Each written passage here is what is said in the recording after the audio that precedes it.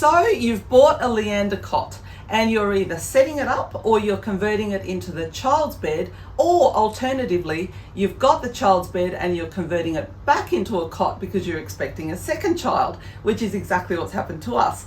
And you've lost some of the bolts. These are very easy to lose. We were in a bind yesterday trying to convert the junior bed back into a cot, and we realised we were missing some bolts. Thankfully, there are alternatives. So if you go to your local hardware store, we went to Bunnings here on the Gold Coast and we found these 38mm bolts.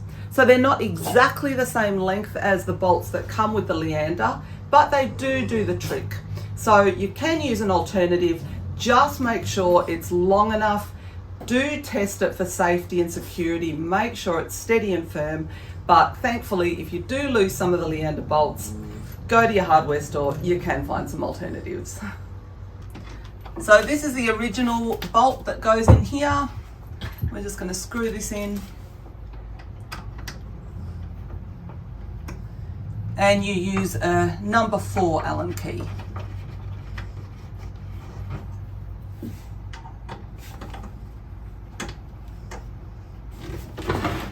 So make sure it's screwed in nice and tight.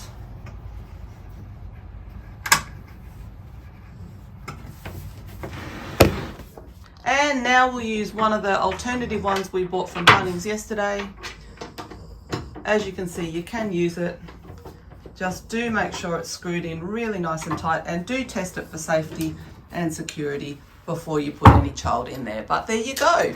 So you can find an alternative to the Leander bolts. So here it is, our Leander Cot. Oh, Python wants the toy.